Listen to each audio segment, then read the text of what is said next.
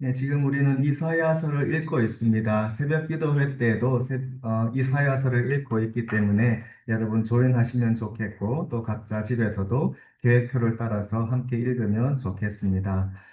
특히 오늘 읽은 이사야 10장은 굉장히 중요합니다. 이사야서는 주전 8세기가 배경이고 그때 가장 중요한 사건은 앗수르의 침략이거든요.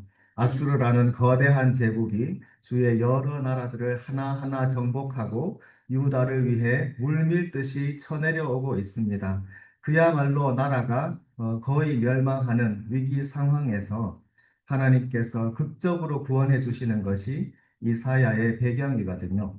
그러니 그런 상황에서 사람들이 어떻게 하나님을 믿을 수 있을 것인가, 이 세상을 어떻게 성도들이 맞서 살 수 있을 것인가 하는 질문은 정말로 절실했습니다. 아수르 사람들이 어떤 전쟁의 모습을 보였는지 이사야 5장의 말씀이 있거든요. 한번 보시겠습니다. 이사야 5장 28절에부터 제가 읽어드리면 그들의 아수르 군대의 화살은 날카롭고 그 무기가 다 아주 잘 정비되어 있고 모든 활은 당겨졌으며 쏠 준비가 다 되어 있다는 거죠. 장전이 다 끝났습니다. 그들의 말굽은 부싯돌 같고 부싯돌 이렇게 불 켜는 불꽃을 일으키는 돌인데 말들의 발굽이 얼마나 빠르고 강하면 밑에서 불꽃이 튀는 정도라는 거죠. 그들의 병거 바퀴는 회오리 바람 같다. 병거, 그 말들이 앞에서 끄는 전차 있지 않습니까? 그게 요즘으로 말하면 탱크입니다. 그렇게 말들이 쏜살같이 전차를 끌고 내달리면 그 앞에서 다 도망갈 수밖에 없는 그런 강력한 전쟁 무기인데 그 바퀴가 돌아가는 것이 회오리 바람 같다. 그러니 정말 얼마나 강하고 무서운지 말로 할 수 없지요. 그래서 그 군대의 부르짖음은 암사자 같을 것이요 하고 쭉 계속 더 나가겠습니다. 사자 같은 그런 무서운 그리고 말들이 내달리고 전차가 회오리 바람같이 막 이렇게 하는 그런 모습을 상상해 보면 정말 빠르고 강하다. 뭐 그렇게 말할 수 있겠습니다. 이런 무서운 군대가 유다를 향해서 쳐내려오고 있으니 하나님 도대체 저 군대가 어떻게 이런 일이 어떻게 있을 수 있습니까? 하나님은 지금 무엇을 하고 계시고 우리는 어떻게 해야 합니까? 이 상황에서 주님의 뜻은 무엇입니까? 물을 수밖에 없는 것이지요. 바로 그 모든 질문에 대한 대답이 오늘 이사야 10장입니다. 여러분 오늘 전체를 이제 집에 가셔서 다 읽어보셔도 좋겠는데 5절의 말씀 한번 보시겠습니다. 5절에 하나님 이렇게 말씀하십니다. 아수르 사람은 화 있을진저 그는 내 진노의 막대기요 그 손의 몽둥이는 내 분노라. 아수르 군대가 저렇게 온 세상을 정복하고 다니는 것이 그들이 잘나서 그런 것이 아니고 그들이 뭐 하나님을 뭐 몰아낸다든가 뭐 하나님이 그들 앞에서 무기력하신다든가 그런 것이 아닙니다. 이 모든 것이 하나님의 뜻 안에 있습니다. 하나님이 허락하셨기 때문에 그들이 그렇게 하는 것이고 도리어 아수르 군대는 하나님의 손에 들린 도구입니다. 하나님의 손에 드신 막대기요 몽둥이입니다. 하나님께서 자기 백성에게 지금 진노하셨거든요. 그래서 자기 백성을 이제 올바른 길로 인도하시기 위해서 사용하시는 막대기와 몽둥이, 그것이 아수르 군대가 되겠습니다. 그러니 그들은 하나님 앞에 자랑할 것이 없고, 오직 이런 권세를 잠시 허락하신 하나님을 그들이 인정하고 찬양해야 하지요. 만약에 아수르 진영에 하나님의 선지자가 있었다면, 그래서 하나님의 말씀이 아수르에게 전해질 수 있었다면, 그들은 이 하나님의 뜻을 알았을 것입니다. 예언자가 그 가운데서 할 말씀은 지금 우리 아수르 군대가 이렇게 강한 것이 우리가 잘나서 그런 것이 아니고 하늘의 하나님이 잠시 우리에게 이런 권세를 허락하셨기 때문이다. 그러니 우리는 그분 앞에서 겸손해야 하고 그분의 뜻을 구해야 한다. 우리가 강하고 잘난 것처럼 세상 나라들을 우리 마음대로 다 이렇게 멸망시키고 다녀서는 안 된다 하는 것을 그들도 깨달을 수 있었을 것입니다. 실제로 요나라든가 또는 나훔이라든가 이런 선지자들이 아수르를 상대로 하는 선지자들입니다. 그러나 결국은 하나님 말씀을 그들이 귀담아 듣지 않았기 때문에 계속해서 이런 죄의 길 가운데 행하고 결국은 이들도 멸망하게 될 것입니다. 하나님께서 진노의 막대기라고 말씀하셨는데 하나님의 진노, 그분의 백성을 향하신 하나님의 노하심, 이것은 하나님이 자기 백성을 미워하신다거나 이제는 적개심을 가지고 대하신다거나 그런 뜻이 아닙니다. 성경에서 하나님의 진노는 늘 하나님의 사랑의 다른 표현입니다. 하나님의 사랑은 뜨거운 열정적인 사랑이고 그것이 때로는 진노로 표현이 됩니다. 너무 사랑하시기 때문에 하나님의 이 사랑과 진노가 같이 갈 수 있다는 것을 저는 어떤 영화를 보고 깨달은 적이 있습니다. 이게 좀 옛날식 제목으로는 혹성 탈출이라고 하는데 Planet of the Apes라는 영화고 또 얼마 전에 리부트도 됐었습니다. 거기에 보면 어떤 침팬지가 어떤 실험을 통해서 인간과 같이 이렇게 똑똑해지거든요. 이 침팬지가 어떤 마음 좋은 가족이랑 같이 살고 있는데 그 가족의 할아버지가 이제 연세가 있으니까 기억력이 안 좋습니다. 그런데 어느 날 우연히 이 할아버지랑 옆집에 사는 어떤 남자랑 다툼이 생겼어요. 그래서 옆집 남자가 화가 나서 이 할아버지를 밀칩니다. 그런데 이 광경을 위해서 그 똑똑한 침팬지가 내려다 보고 있다가 갑자기 격분을 하는 거예요.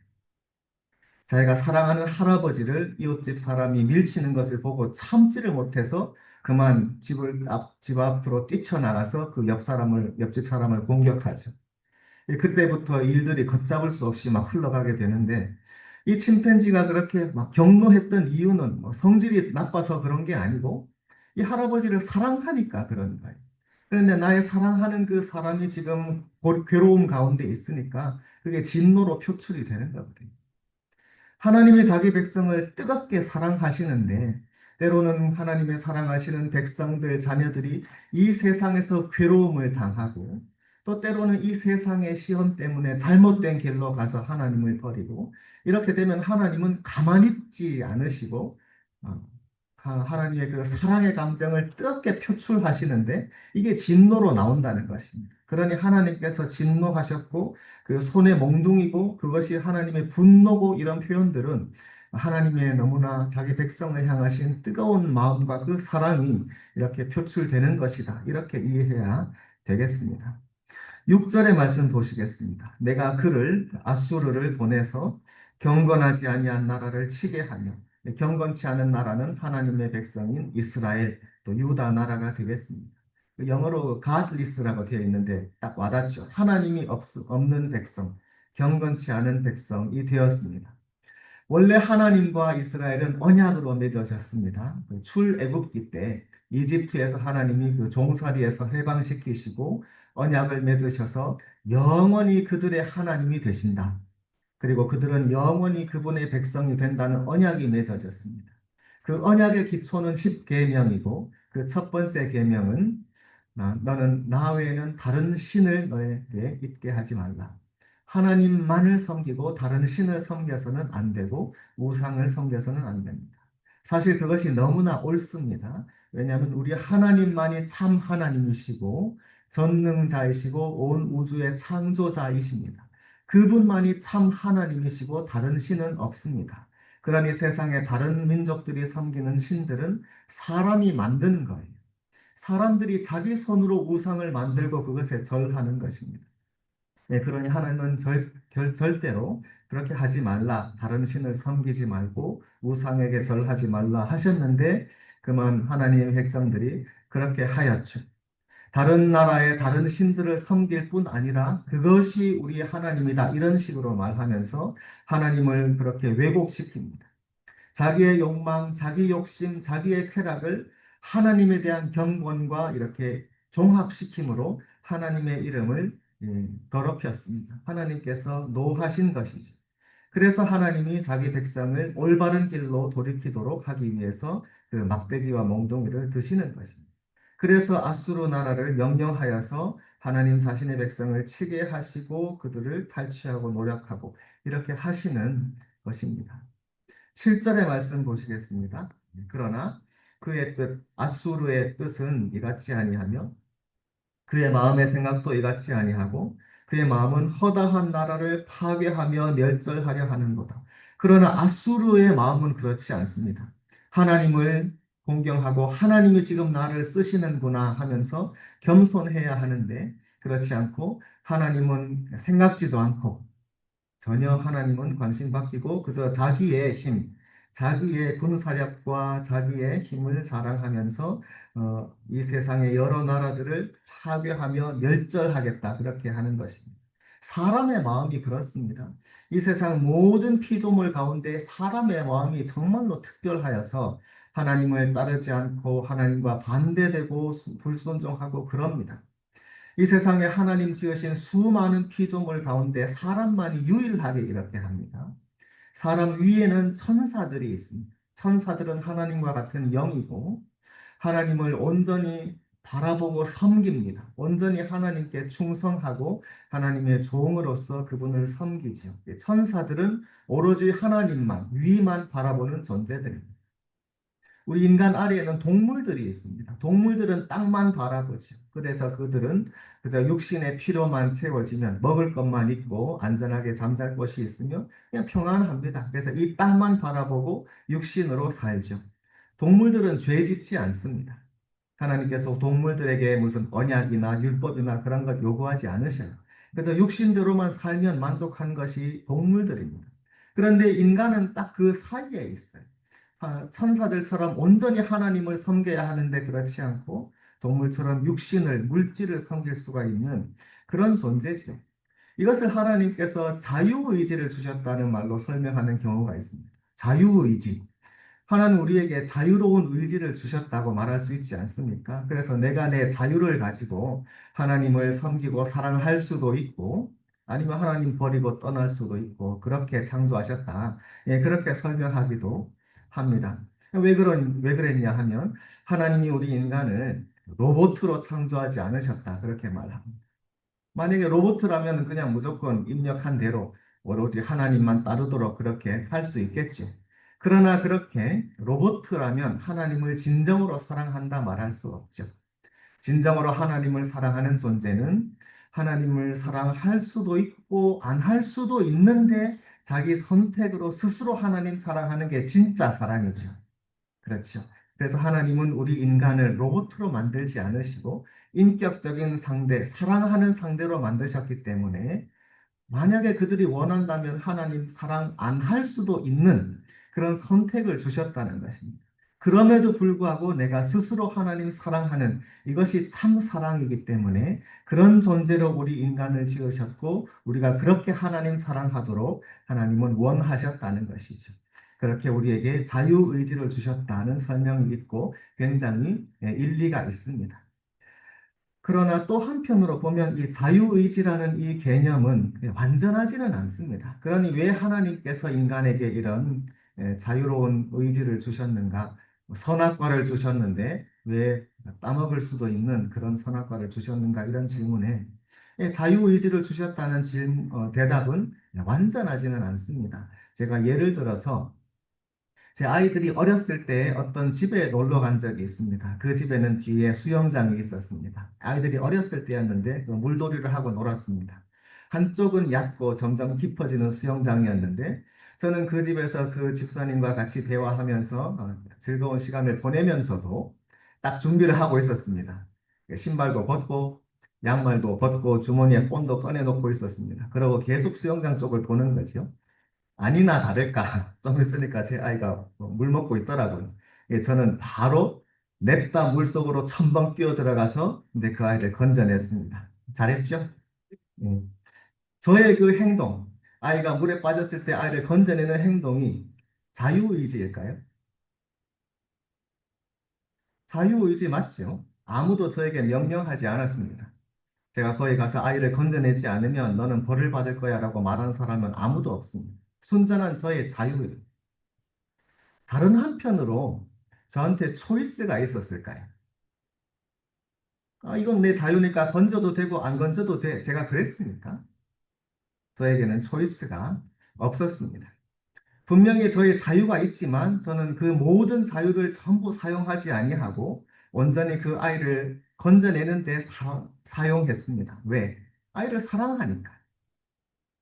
사랑하면 나의 자유로 모든 것 다 할 수 있다고 해도 그걸 다 하지 않고 오롯이 그 자유를 사랑에다가 쓰게 됩니다.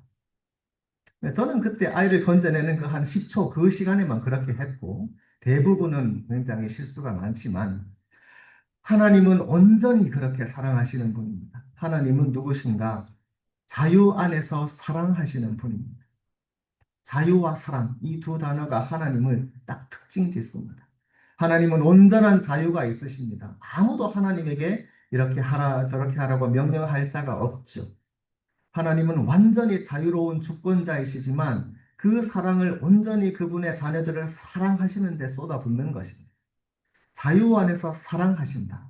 그러니 하나님은 그 자유로 자기 자신을 속박시키시고 우리를 위해서 아들을 주시는 것입니다. 그러니 자유의지라는 말이 굉장히 좋은 말이지만 오해하면 안 되겠습니다. 그리고 그것이 하나님이 우리 인간에게 주신 모든 섭리의 해답이라든가 그렇게 완전한 답이라고 볼 수가 없습니다. 이 자유의지에 대해서 굉장히 깊은 묵상을 하신 분이 어거스틴입니다. 우리가 예전에 봤었죠. 어거스틴 고백록 7장에 나오는 내용인데 우리 그 다음 그림을 하나 보시겠습니다. 그 다음 슬라이드 그림을 보시면 어거스틴이 자유에 대해서 이렇게 말을 합니다. 우리 위에 있는 천사들은 마치 불과 같아서 불은 위로 올라가잖아요. 그것이 그들의 본성이니까. 천사들은 하늘에 위에 있는 하나님을 섬기는 마음으로 위를 향하고 동물들은 돌과 같아서 제 돌입니다. 돌은 땅에 떨어지는 것이 그것의 본성이라서 땅으로 향하고 그래서 동물들은 땅으로 향하는데 인간만이 그 가운데 천사와 동물 가운데 있는 존재라서 위를 향해서 하나님을 향할 수도 있고 이 땅을 향할 수도 있고 그죠? 죄를 내 육신을 향할 수도 있고 그런 존재라 그랬습니다. 하나님이 왜 그런 인간을 굳이 창조하셨는가? 이 피조 세계를 완전하게 하기 위해서라고 합니다.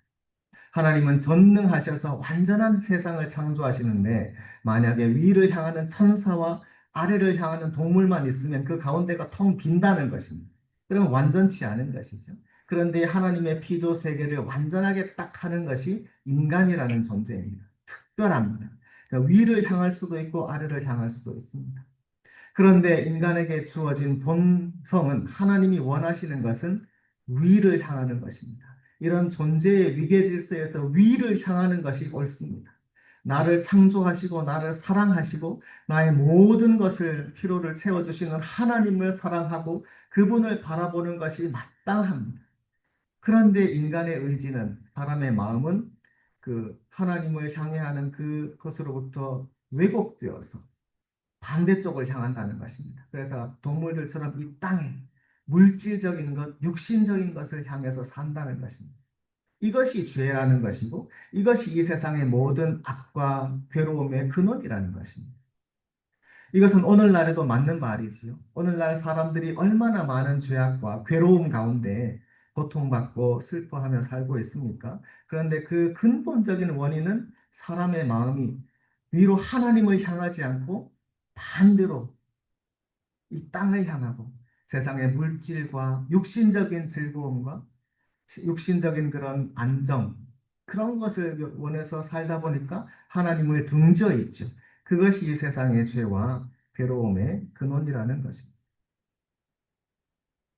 오늘 이 아수르 왕이 하는 것도 그것입니다. 하나님께서는 도구로 사용하기 위해서 아수르에게 잠시 이런 권세를 주신 것인데 그는 하나님을 바라보지 않고 하나님의 뜻을 헤아리지 않고 내가 지금 이렇게 강하구나 나는 뭐든지 할 수 있어 하면서 세상 나라들을 다 하나하나 격파하면서 다니는 것이죠. 그 마음이 이 땅을 향해 있고 하나님으로부터 하나님을 등지고 있는 죄 가운데 있습니다. 바로 이런 자유의지에 대해서 깊은 통찰을 주는 분이 루터입니다. 루터가 노예의지론에 대해서 하신 말씀이 이것입니다. 인간에게 자유의지가 있는 것 같지만 결국은 아니다. 우리들은 죄의 노예가 되어 있다. 그죠? 우리들이 내 자유롭게 하나님을 섬길 수 있고 아닐 수 있고 그런 것 같지만 인간들이 워낙 오랫동안 타락해 있기 때문에 그죠? 우리 이전에 수많은 세대들, 수천 년 동안 인간들이 이런 죄 가운데 우리가 너무나 이제는 물들어 있어서 사실상 선택이 없다. 우리들의 의지는 노예로 묶여 있다 이렇게 말을 합니다. 그러니 우리들은 죄 지을 수밖에 없는 그런 존재가 되어 있는 것이죠. 인간이 어떤 존재인가, 우리 자신이 어떤 존재인가를 생각하면 참 심오하기도 하고 하나님 앞에 죄송스럽기도 합니다. 분명히 나의 뜻으로 나의 자유로 하나님만 섬기고 주님만을 기뻐하면서 이 세상에서 하나님 자녀로서 염려하지 않고 두려워하지 않고 온전히 주님의 영광을 드러내는 삶을 살 수 있을 것 같은데 안 돼요. 희한하게 며칠 지나면 다시 나의 생각은 이 세상을 향하고 염려하고 이 세상적인 육신적인 그런 즐거움과 또는 안정감과 그런 것을 추구하게 되죠.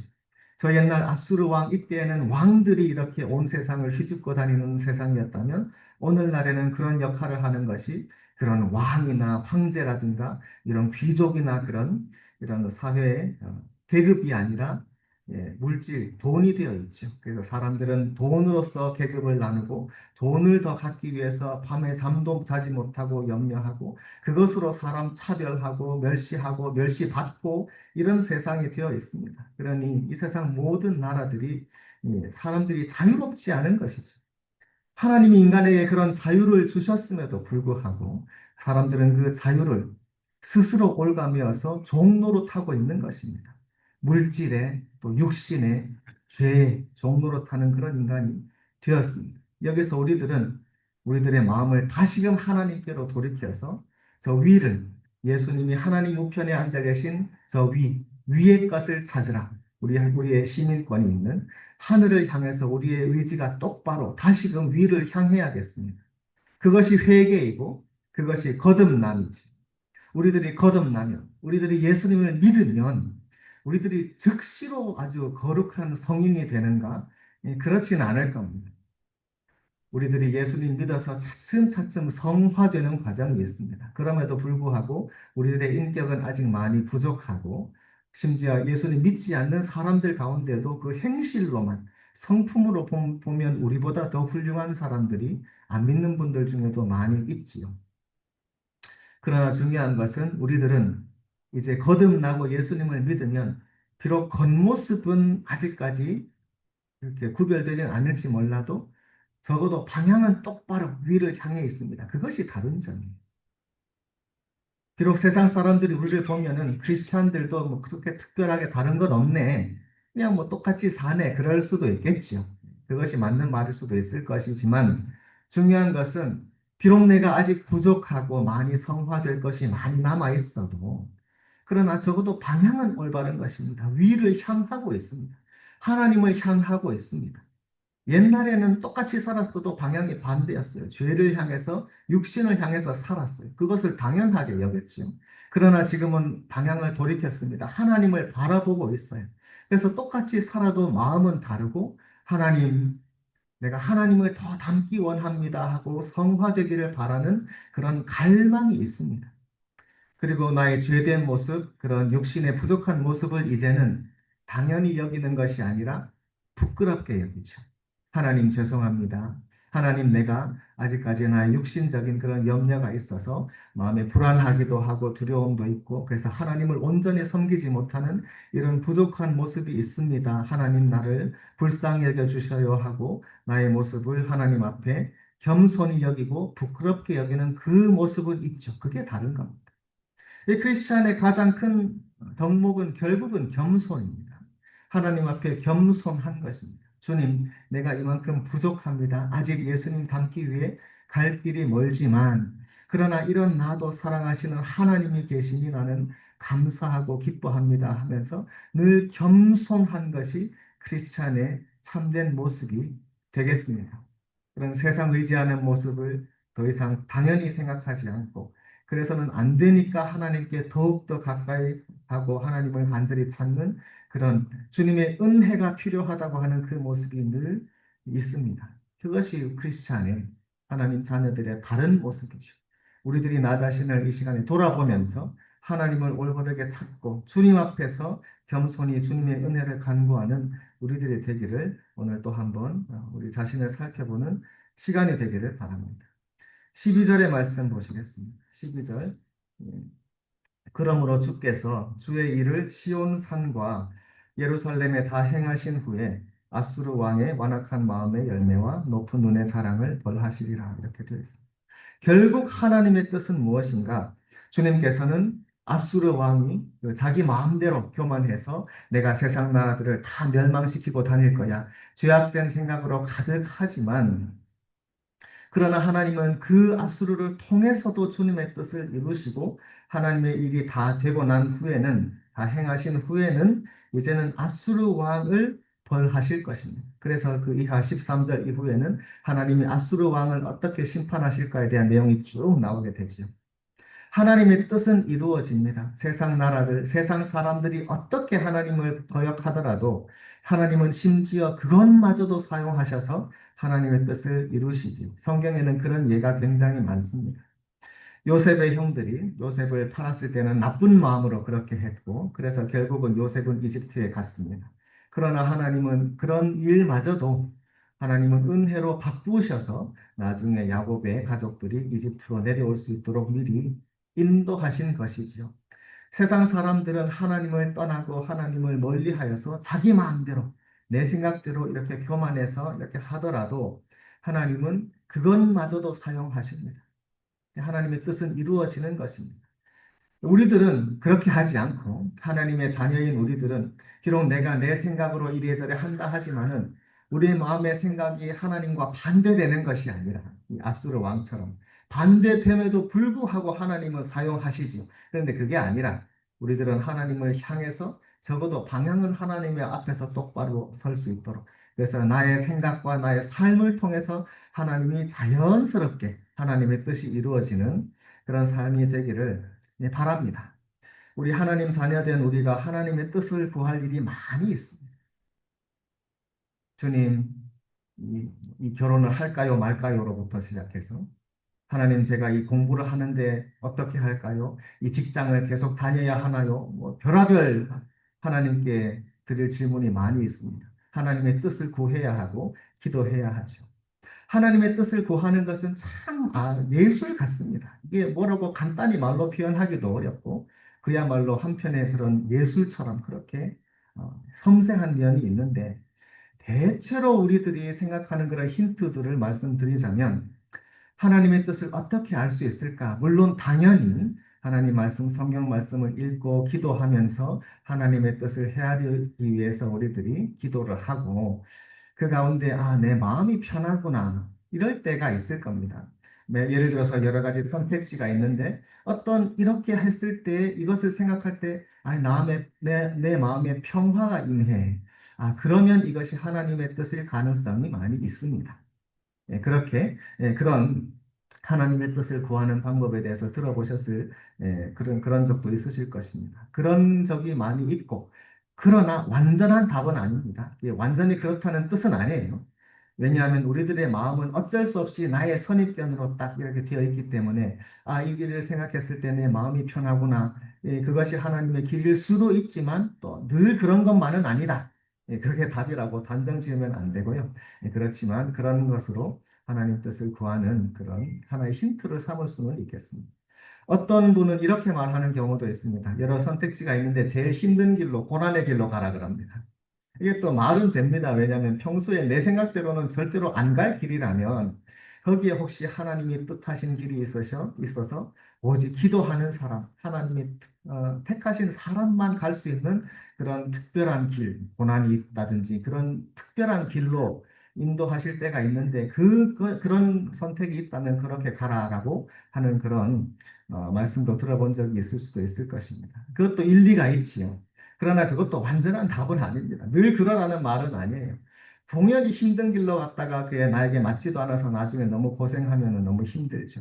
그러니까 그럴 수도 있고 그렇지만은 늘 그런 것은 아니고 결국 하나님의 뜻을 구하는 것은 딱 정답은 없을 것입니다. 이렇게 되면 이게 그 길이야. 그런 뭐 알고리즘이 있는 건 아니겠지만 하나님 뜻을 우리들이 기도하면서 찾고 가는 것이지.